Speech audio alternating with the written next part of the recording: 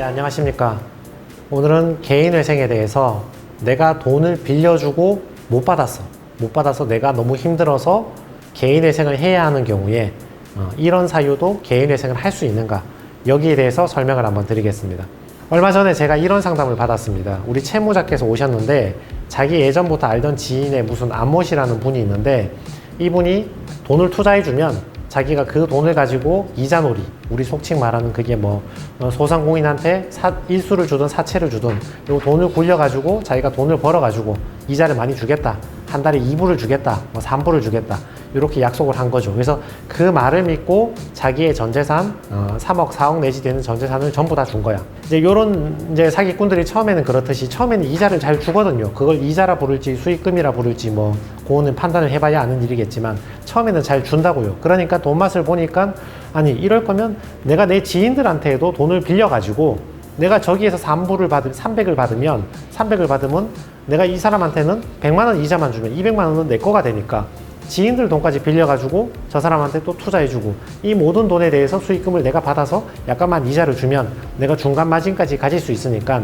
자기 지인들 돈까지 다 받아서 투자를 한 겁니다, 이 사람이. 이런 사례가 굉장히 많죠. 특히 유사수신이나 사기, 다단계 이런 게 걸쳐지면 이런 경우가 굉장히 많이 나옵니다. 이런 사안에서는 여러분께서 체크하실 사안이 두 가지가 있습니다. 두 가지. 첫 번째, 투자 실패인지 사기 피해인지 정확히 구분을 해야 됩니다. 저 사람이 나한테 투자를 하라고 권유를 할 때 소재가 여러 가지가 있거든요. 최근은 코인이 제일 많습니다. 이 코인 사업을 할 건데, 코인을 발행할 건데, 뭐 NFT를 발행할 건데 너가 투자를 해주면 내가 확정적으로 수익금을 이만큼 주겠다, 이런 걸로 이제 코인 사업에 투자나 돈을 빌려줄 것을 요구하는 경우가 많이 있고, 또 몇 년 전만 해도 부동산이라든지 아니면 이자놀이, 돈놀이 이런 걸로 해서 수익금을 주겠다, 이런 경우가 굉장히 많이 있죠. 이걸 왜 투자인지 사기 피해인지 실패인지를 구분하라는 이유가, 만약에 투자 실패가 됐다고 생각을 해봅시다.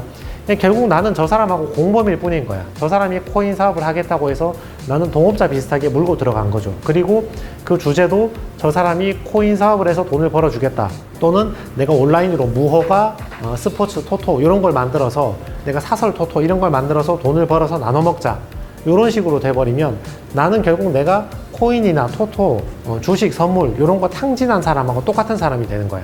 이게 투자 실패로 빠져버리게 되면 법원에서 어떻게 여러분에게 보전 권고를 내리냐 하면, 투자 실패이기 때문에 개인회생이 안 되는 건 아닙니다. 투자 실패라 하더라도 개인회생을 해주기는 해주는데 거기에 대한 페널티를 가하려고 하죠. 그러니까 선생님이 탕진한 돈이 1억이라면 3년 동안 5년 동안 변제금으로 1억을 전부 다 변제를 하세요, 이렇게 말을 하든지, 또는 내 지금 월급이 너무 적어서 내가 탕진한 금액 1억을 다 갚을 수 없는 경우에는 전액 변제하라고 하진 않지만 내 월급 내에서 최대한 변제를 시키려고 하는 거죠. 그러니까 개인회생을 통과는 할 수 있지만 굉장히 불리한 조건으로 통과를 해야 되는 어려움에 처하게 됩니다. 근데 반대로 그게 아니라 내가 사기 피해 당한 거야. 내가 뭐 저 사람하고 뭐 한탕 해먹으려고 했던 게 아니라 저 사람이 뭐 코인을 하는지 토토를 하는지 뭔지 모르겠는데 내가 예전부터 알던 사람이니까 이자 많이 주겠다고 빌려달라 해서 그래서 빌려준 거야. 근데 돈을 떼인 거지. 나중에 못 돌려받은 거지. 이런 사안에서는 내가 투자 실패를 한 사람이 되는 게 아니고 사기 피해를 당한 피해자가 되는 거죠. 그래서 이런 경우는 아까처럼 전액 변제를 하라거나 변제금을 터무니없이 법원에 많이 내라고 한다거나 이런 가능성이 굉장히 낮아집니다. 편안하게 통과를 할 수 있는 거죠. 자, 방금 말씀드린 것처럼 내가 사기 피해인 경우는 편안하게 좀 좋은 조건으로 통과할 수 있지만, 저 사람한테 투자를 해서 실패했다거나 내가 코인이나 토토 사업을 하는데 동업자 비슷하게 한탕하려고 들어갔다가 실패했던 경우에는 나는 탕진이나 사치를 한 사람이기 때문에 나는 그 금액을 전부 다 변제하거나 적어도 급여 내에서 최대한 변제를 해달라는 쪽으로 빠지기 때문에 진행이 어려울 수 있죠. 그럼 여기서 두 번째 논점이 들어갑니다. 증거는 가지고 있는가.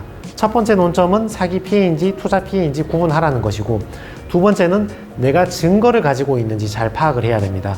증거란 어떤 증거를 얘기하냐 하면, 법원에서 여러분에게 고소장이나 민사소송을 제출한 내역이 있는지를 물어본다 이거죠. 보세요. 법원에서 이 사람의 개인회생 재판을 진행하는데 이제 여러분의 이체 내역을 넘겨본단 말이죠. 이체 내역을 넘겨봤는데 누구 홍길동 씨한테 2천만 원, 3천만 원, 5천만 원 이체한 내역이 나온 거야. 이 돈 어디 썼냐? 이제 법원은 궁금하잖아, 이거 어디 썼는지. 근데 채무자가 답변하기를 나는 투자한 게 아니고 사기 피해 당했다. 내 저 사람한테 돈 떼였다. 믿고 빌려줬는데 사기 당했다. 이렇게 얘기를 했는데 법원은 또 궁금하잖아요. 아니 자기 말로는 사기를 당했다는데 그게 진짜 사기를 당한 건지 아니면 돈을 어디 빌려가지고 저기 맡겨놓고 채무만 털고 둘이 짜고 저걸 돌려받으려고 하는 건지 숨겨놓은 건지 왜 준 건지 궁금하단 말이야. 사기 피해를 당했다는 것은 채무자의 일방적인 주장일 뿐이기 때문이죠. 그래서 법원은 이때 어떤 보정 권고를 내리냐 하면 당신이 정말 사기 피해를 당한 것이라면 그 사람에게 민사소송을 제출한 내역 또는 고소를 한 내역 이런 거를 제출하라고 합니다.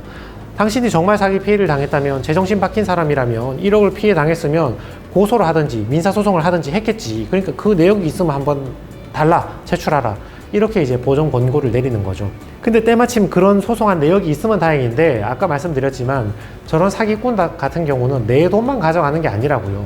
내 주변에 있는 여러 사람들의 돈도 자기 주변에 있는 여러 사람의 돈도 저런 식으로 가져갔단 말이지. 이제 그러니까 유사수신이 성립이 되는 건데 그렇게 가져갔던 경우에는 이 사람은 고소를 포기하는 경우가 많이 있습니다. 첫 번째로 나 아닌 다른 사람들이 다 고소를 했어. 징역 갔어. 감옥 갔어. 그러니까 굳이 고소를 할 필요성을 못 느끼는 거고 두 번째는 이미 여러 명한테 사기를 쳐서 저 사람한테 다 소송을 당했기 때문에 내가 이제 와서 저 사람한테 소송을 걸어본들 받아올 돈도 없는 거야 그냥. 또는 세 번째는 이게 사기 피해인지 자기도 확신이 없는 거야. 남들은 화가 나니까 고소했는데 아유 됐어 이게 사기인지 빌려주고 떼인 건지 모르겠는데 나중에 언젠가 돌려주겠지 이렇게 믿고 있는 거죠. 그렇게 해서 고소한 내역이 없는 경우가 많이 있죠. 고소한 내역이나 민사소송을 제출한 내역이 있으면 개인회생이 훨씬 더 쉽게 통과를 하실 수 있는 거고 좋은 조건에 그 내역이 없다면 민사소송이 왜 없는지에 대해서 별도로 설명을 한번 잘 해줘야 됩니다. 소명을. 이제 그런 거는 담당 변호사인 제가 잘 설명을 한번 해주면 끝나는 일인데 대신 여러분들이 민사소송이나 고소를 사전에 한번 제기해 놓으면 여러분 개인회생이 훨씬 손쉽게 해결이 된다. 그런 뜻입니다. 그래서 오늘 내용을 정리해드리면 내가 누군가에게 돈을 빌려줬어. 근데 돈이 떼였어. 떼었는 경우에는 내가 저 사람하고 내가 코인이나 토토 같은 걸로 한탕 하려고 한 게 아니라 저 사람이 내 지인이니까 예전부터 알던 지인이니까 알던 친구니까 믿고 돈을 빌려줬는데 사기를 당해서 돈을 떼어버린 사람인지 또는 나 또한 그 토토나 코인 사업에 편승해서 돈을 한탕을 하려고 덤볐던 사람인지 사기 피해인지 투자 실패인지를 정확히 구분하는 것이 첫 번째 논점이고 두 번째 논점은 내가 만약에 사기 피해자라면 저 사람에게 민사소송을 제출한 내역이 있는가 또는 고소를 한 사실이 있는가 또 그런 자료들이 있는가 그게 없다면 왜 그때 소송이나 고소를 할 수 없었던지를 내가 잘 소명할 수 있는가 이런 것들을 여러분께서 잘 명심해서 이 두 가지 사안을 체크하시면 내가 돈을 빌려주고 떼인 사람도 큰 탈 없이 무사히 개인회생을 좋은 조건으로 끝마칠 수 있다 이렇게 봅니다.